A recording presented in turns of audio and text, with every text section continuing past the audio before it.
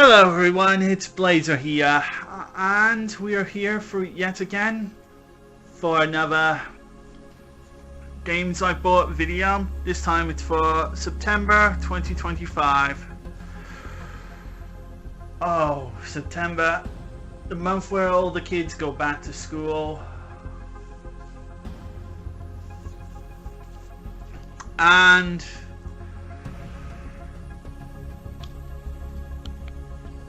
we start heading into the autumn.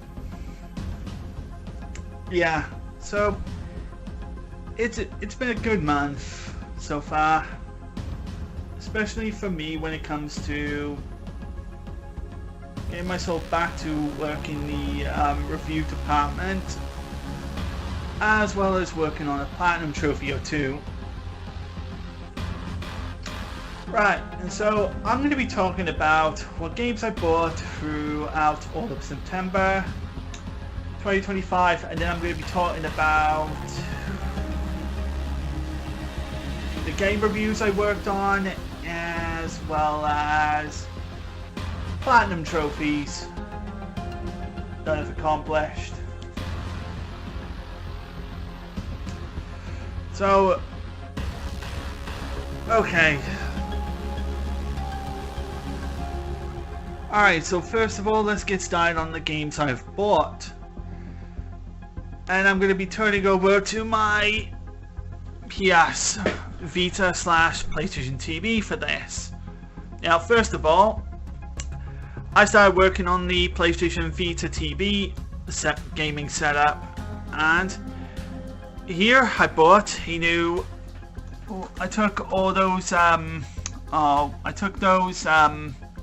bad charging stations that I didn't like and the USB hub away for a new one. After testing the USB hub on the PS Vita, I've now got a new one, and this one's from Trust. This one I bought brand new in August for like a tenner, and this one has 4 USB slots, two that are being, there's 2 right there, and 2 of those are being used. One of those being used is for this controller, for my third-party controller, and then there's another one USB slot being used for this thing.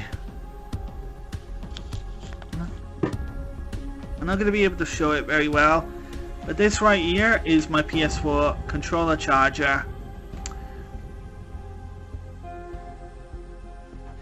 which has 2 parts here for the PS4 controllers, so I can charge 2 of my PS4 controllers that I want to use on my PlayStation Vita TV console. So because I want to use like a spare, so I wanted to have like a spare controller to use on my PlayStation Vita TV console, and I've got one good third-party controller to use on it, and I've got one other controller that I'm gonna show off in a moment. But yeah, I've been hunting down for spare controllers to use on the PlayStation Vita TV. And as well as that, keeping an eye out for like good third-party controllers to use that I want to use on the PlayStation TV itself. And this one is still working. This one's still working pretty well. And I'm still liking this controller.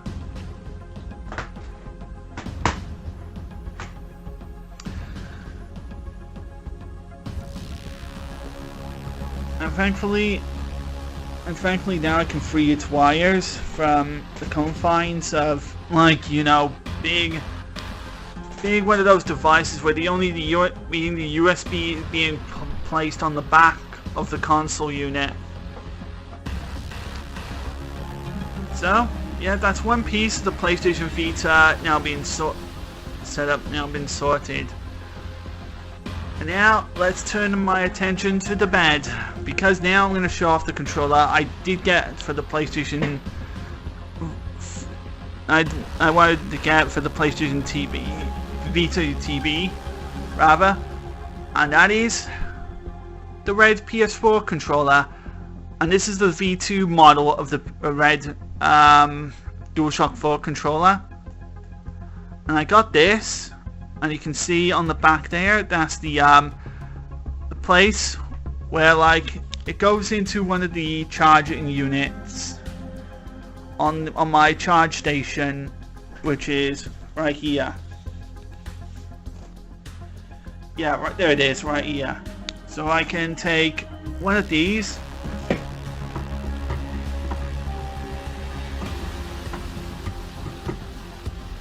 and it sits really well on there. It will charge up. It will charge up the controller, and it'll allow me to play it in wireless. And I can also take the thing off and show you that. Yep, it's a micro USB slot. Plugs in through there. Excellent. And I can just plug it in the charger, turn on the console, and it will charge up the console. Now I do also have the little thumb grip things, and I did buy another set of these, the GTX Pro Dragon Scale grips, which are going to be for my red controller, for the next red controller that I'm going to buy this week. Because I want to get another, another DualShock 4 for the PS4 / PlayStation Vita TV, because I really like the red, because I really want some spare PS4 DualShock 4 control pads.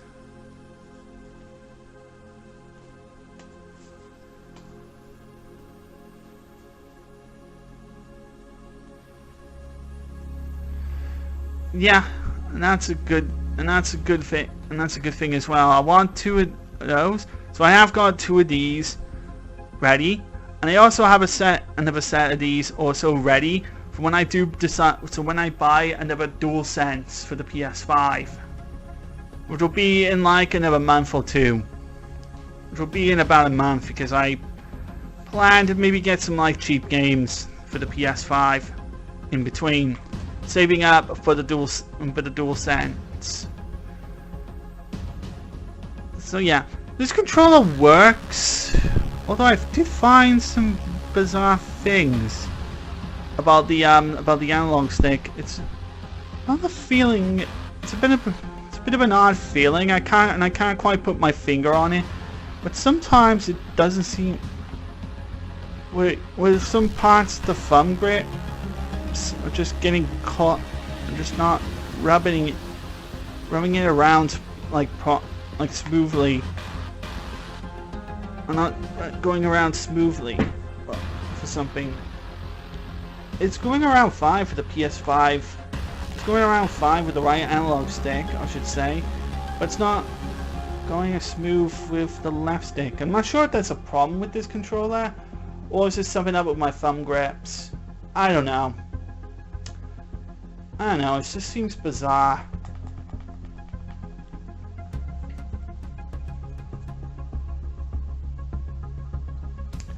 Next time I see a V2 one, and I'll see if that's a problem. Or it could, or I don't know. Or I might try it with a different set of thumbsticks whenever I get the other controller I want to get. But either way, it still works fine. It responds, all the buttons respond, everything works fine. It's actually the second one I bought, because I bought the first one and it did not work, but it did not work properly. So I bought the second one and it worked properly fine. It didn't take very long to set it up on my PlayStation TV, and yeah, I've gotten everything all working, and yeah, and I really like this one. So that's one of 2 controllers I've gotten. I plan to get the other one this week or next week. Alright, so now we're going to move on to another controller that I picked up. And this is one for the PS5 setup. And that is the media remote. This is a PlayStation 5 media remote that does out like a TV remote. At a glance, you might think to yourself, yeah, it does look like a standard TV remote. And it does. It does connect to a TV. It does work and connect to a TV. And you can adjust the volume on your TV. You can scroll through channels using this, or you can just press, you know, Netflix, Disney Plus, Spotify, or go on YouTube. Or it can be used to turn on your PS5, sorry. I'm getting things muddled up here. That's okay. But yeah, I got this. I found this cheap secondhand and I got it set up. I put in like a new set of batteries. And after like reading some instructions online. And yeah, I've had a bit of a time demonstrating it out. And yeah, I do have a bit of fun with it. So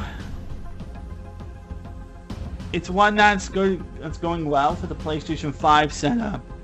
So the only thing I need now from a PlayStation 5 setup is one more DualSense controller to use on my PlayStation 5.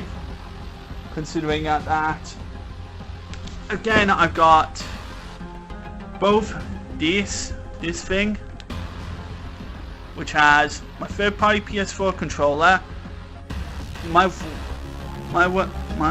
DualSense, and my second DualSense, which is the main one I'm using. A slot there to put my PC headphones that I'm using, and also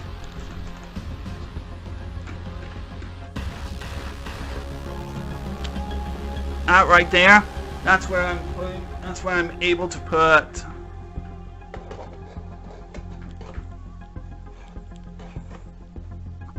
there you go, my media remote in.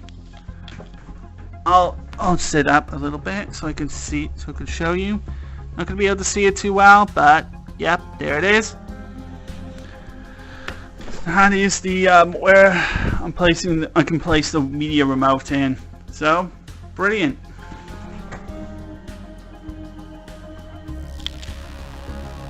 Brilliant, and it's a good worthwhile item worth picking up for the PS5. And now we got the games, which I only bought two super cheap games, mind you. And with all the stuff I traded in, I bought one game with the traded in price, which is Elder Scrolls Online for the PS4. This is an online Elder Scrolls game, which is a game that's still going and still receiving updates today. And this one's a fairly decent game, albeit nowhere near as good as games like Elder Scrolls Oblivion or Elder Scrolls Skyrim. But either way, it's a game where you're set in like the world of Tamriel, and you get to create your own custom-made character in the world, and you then escape from imprisonment, and then you start exploring around the world, meeting up with other players and doing all kinds of quests. I've only played like maybe an hour or two of it to see the game working. I'm playing like the prologue and tutorial quests, and yeah, it still works.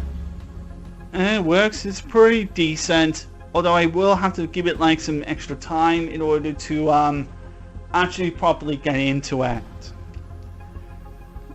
So yeah, it's good. It's good. And now the next game is is on the PS4, a game that in a series that I'm starting to really get into. Most as because I watched the PlayStation State of Play video, which I've done a blog about on my GameSpot channel. I bought Deus Ex Mankind Divided. Now be warned, it may say Day 1 Edition on there, but I didn't get the Day 1 Edition DLC stuff because I bought this second hand. But that's no big deal. There's DLC that I can just download on the PlayStation Store anyway. And this is a game following on from the prequel game, Deus Ex Human Revolution, which I have on PS3. I have Human Revolution on PlayStation 3, but not the director's cut, which I want to get my hands on. Now in this one, it follows from Human Revolution, where you're playing as Adam Jensen.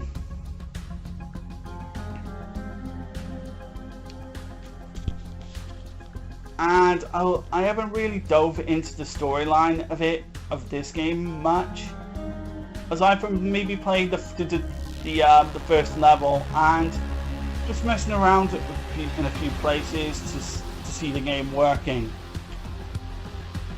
And this copy works fine. After cleaning the disc, it works fine. I haven't had any issues or any compatibility problems. So yeah, I should give it like some extra time or so, but I will dive into the version of Deus Ex that I've gotten on PlayStation 5. That is the PlayStation 2 emulated version of Deus Ex 1, because I want to play that one.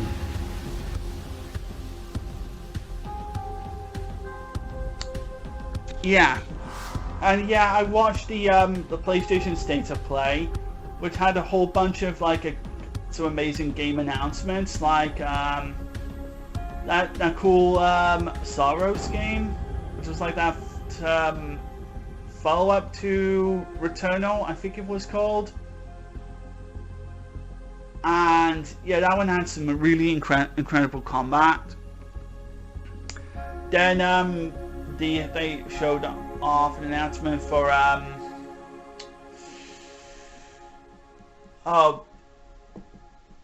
the aforementioned Deus Ex, which they've announced a Deus Ex remaster, and I actually don't mind the look of it, of the upcoming remaster.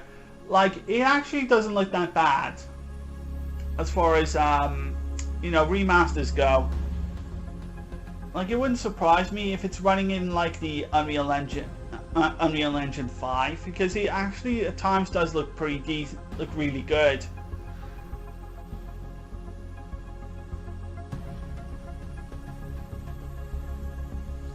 Now, considering that I was a fan of the original Deus Ex, because I played the crap out of the PlayStation 2 version of Deus Ex, which had, yeah, it did a number of different things over the PC version, which helped streamline the game for a new audience. Namely for those playing on the console.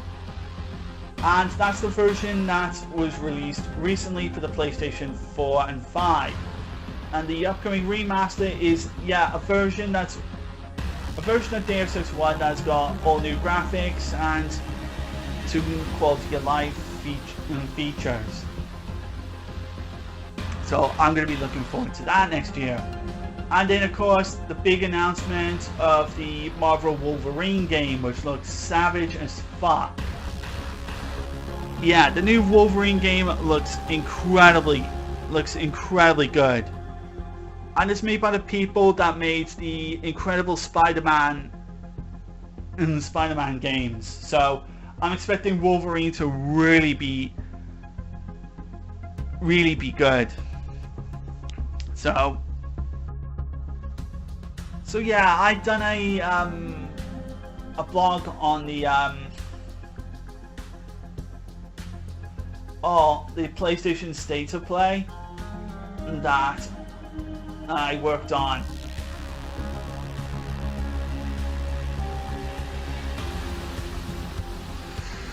Alright, so we talked about some games that I purchased this month.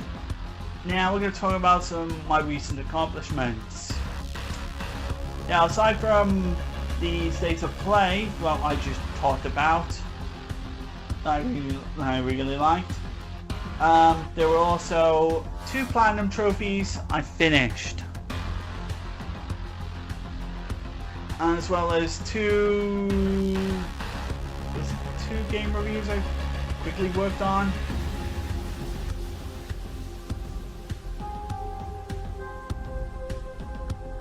I think it was 2 reviews I worked on. Well, I more or less say I can more or less say I just did a game review. What I'm trying to remember is, well, okay, I looked. I did two game reviews.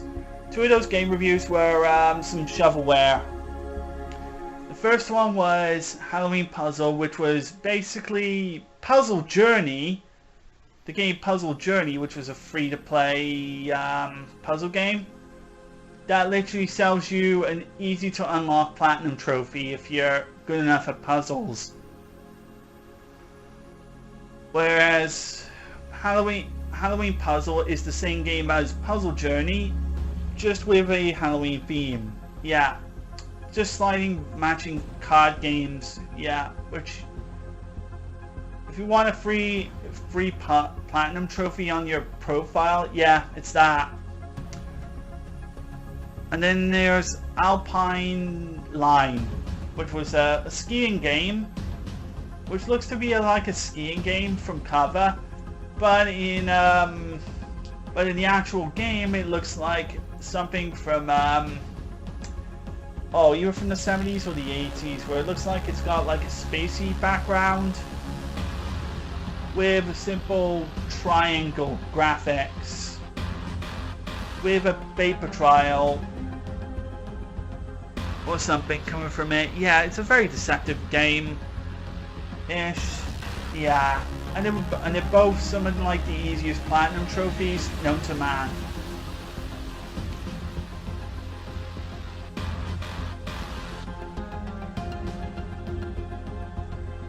Yeah, just those.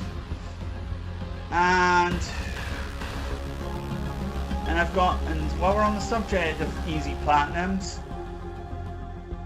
or just platinum trophies, I've done 2 platinum trophy runs this month.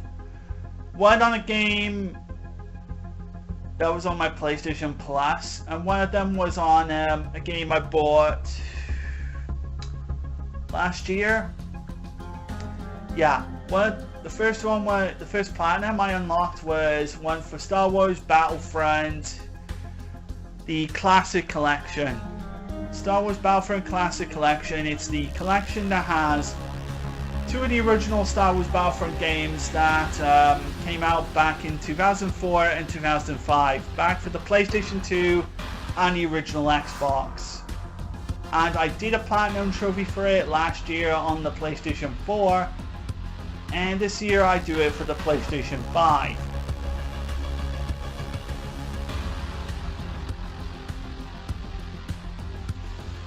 I didn't have any issues getting the platinum trophy for the PlayStation 5 version of the Battlefront Classic Collection. Like, I beat it, and the majority of the trophy progress went to Star Wars Battlefront 2, because while there is trophies to unlock in Star Wars Battlefront 1, it's mostly just involves beating the campaign, the historical story campaign, or whatever it's called, galactic campaign, whatever it's called, killing off one of the hero characters, or trying to. and getting the AT-ATs on one of the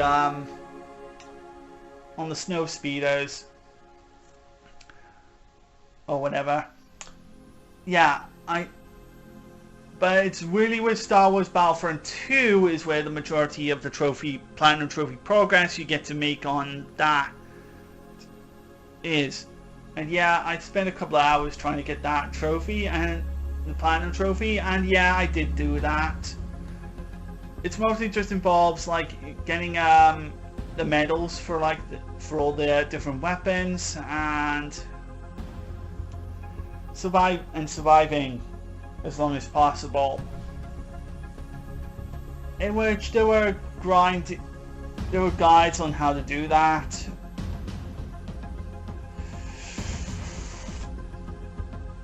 And then there's beating the Star Wars Battlefront 2 campaign, which starts out easy enough as long as you got like all the legendary upgrades, which helps to make it easier. But when you get to like the last couple of missions, like the final space battle and the battle when you're inside the rebel ship, and the one you're inside when you're on Yavin 4, I think it was called, which I heard is like one of the most notorious.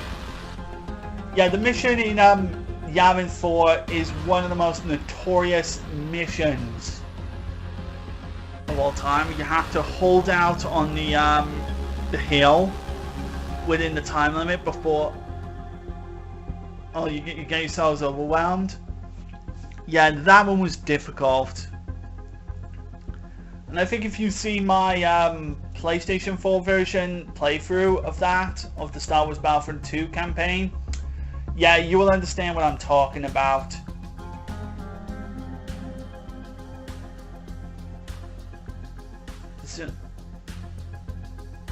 Thankfully, the Hoth mission was much easier, like much easier.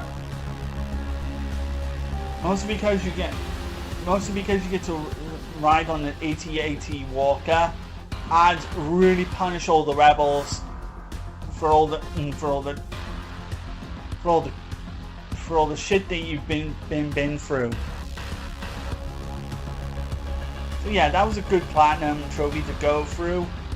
And even though the Star Wars Battlefront Classic Collection was really bad, really disappointing, because Aspia really messed it up so bad,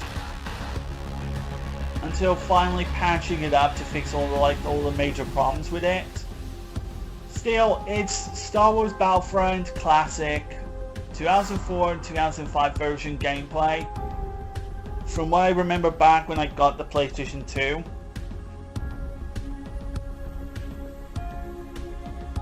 And even though it's super pricey as hell,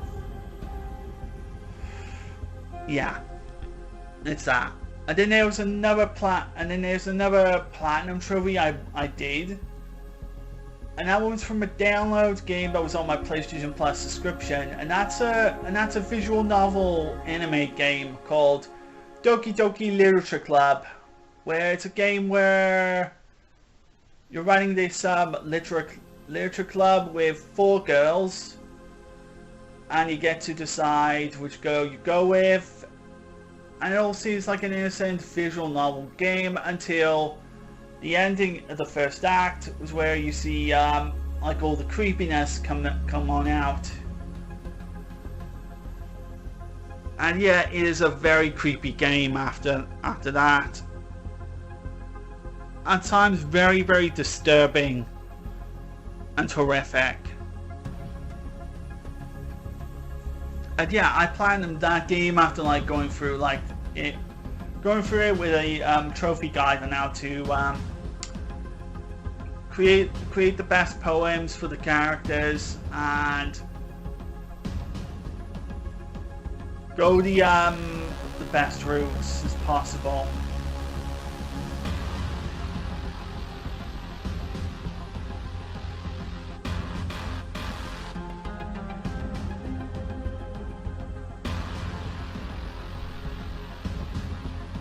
yeah, I eventually beat it.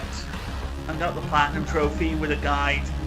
And yeah, it was a good visual novel game, albeit creepy as hell sometimes. And even though I'm not into these visual novel type games, still I played through it and gave it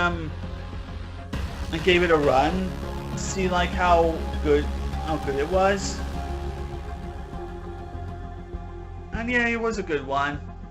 And if I do get visual novels games in my PlayStation Plus subscription, yeah, I'll give them a play. I'll give them a playthrough or two. You know, just to unlock a platinum.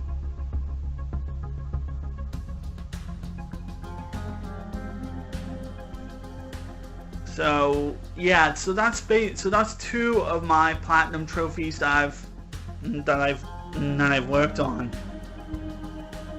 So I'm up to 210 so far now. I'm really going up heels in these platinum trophies now. So those are my accomplishments that I've done this month. So yeah. And I should mention now, and this is something that's important now, that it has been 15 years since I've been making these game reviews on my GameSpot channel. Yeah, my 15-year anniversary. Woohoo! I started making these game reviews at the end of September 2010. And since then, I've made like seriously like over 200 or 300 game reviews on my GameSpot channel. I've been like on a roll.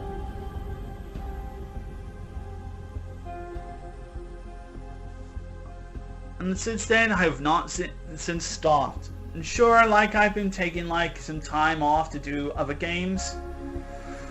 You know, catch up and play a multiplayer game of sorts, you know, namely Splitgate.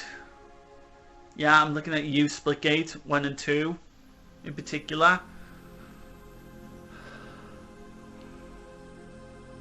But I have been at some point just been focusing on my setup, my PlayStation 5 setup, which is going well, and I'm nearly going to be finished with it soon.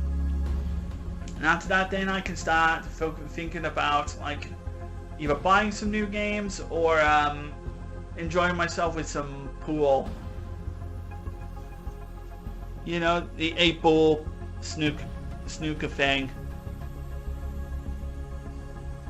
which I'm gonna need to start getting myself sorted with.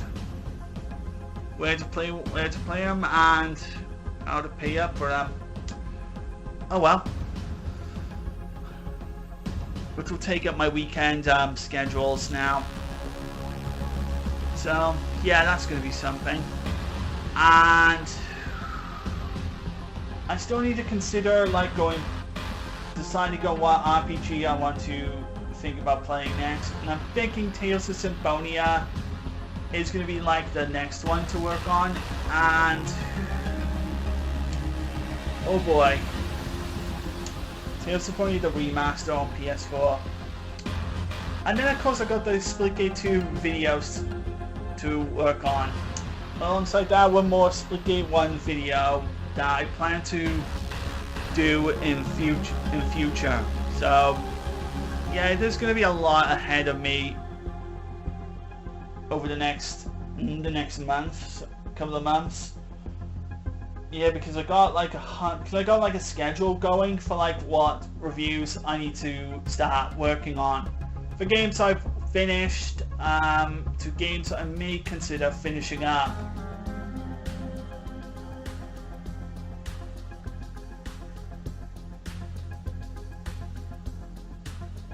So yeah, it's gonna be a big one. Big ones for me.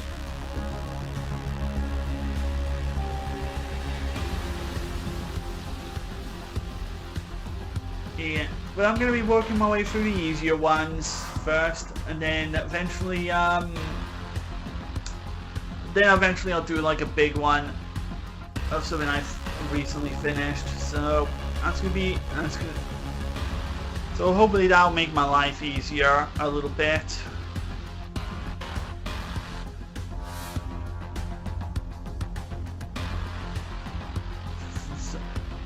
So that's gonna be my current plan, my current plans for now for October. I don't know what new games I'm gonna end up getting, but it'll likely be that I'll be buying some only cheap games for the PS4 and PS5, or if I find any cheap games at all, until I deal with my PlayStation setup, gaming setups.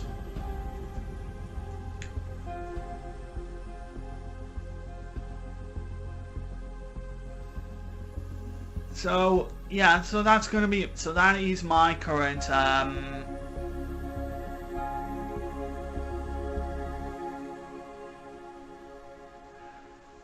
plans that I've got going on here. And that's my anniversary. Should I make an anniversary blog or two to collaborate my 15-year anniversary being on GameSpot or something? Who freaking know? Who knows? Maybe I'll do it, but maybe, yeah, I'll go ahead. Yeah, go ahead, do it. While I'm working with my new recent projects, I'm gonna be working on tonight or something. So yeah, that is going to be that. And as for my 15-year anniversary being on GameSpot, yeah, it's been 15 years since I've worked on game reviews on my GameSpot channel, and I wanted to make that a hobby thing, and then eventually just making that into a long-time hobby, where I've been making simple game reviews on old games, and I was gonna make that an interesting thing where I would probably tackle like modern games as well, but eventually I just kind of, I just went with like all the old games that I would pick up and make that my thing. Yeah, because modern games, they're kind of a pain to to make like a long-term review on. But once I did review something recently, like, Splitgate 2, for instance, like I did two review blogs on that game. Like, oh, holy hell. Still though, yeah.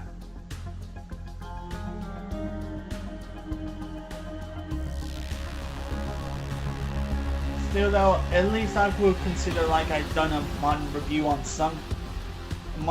a game, but modern reviews are just kind of like not my thing now. But instead I'm just reviewing what it is that I decide to do, and decide whether or not I want to make a review on it. And GameSpot review pages are becoming like a bastard. Like, some of them will have a page where like users can like review a game on their channels, but other times, yeah, there's no review page options available, so like other methods have to be done. So it has to be done like in blog posts instead. So yeah, it just becomes a pain. So, and I've since been enjoying reviewing games during my time. Never give myself time, but a lot of the times my reviews may do get hold up, because I do like to take my time to see if I've covered everything, and also if I'm not being held up by other games around then. So that's what makes my reviews at least somewhat interesting to read up. So yeah, so what am I going to be doing for these next for the next couple of years? I'm still going to be keeping on reviewing games. I'm still going to keep on reviewing games. Even if I'm going to start off with like some simple shovelware shit. And after that I can finally start getting back into my big groove into games. And start building up from there. That's my plan. So that is how I'm gonna do it. Start with simple games, then start finally reviewing the bigger ones. So, and again, I've got my schedule to tell me what easy games I'm gonna work on next. So I'll have that to refer to in the future. So that is going to be more or less it for this video. Oh, I told you everything that I need to tell you, and that is going to be how I'm going to be progressing throughout October 2025. So yeah, I hope you all enjoyed this video. Give it a comment, like, and subscribe, and yeah, hope you all enjoyed it, and I'll see you all in the next video. Take care of yourselves, and goodbye. Cheers!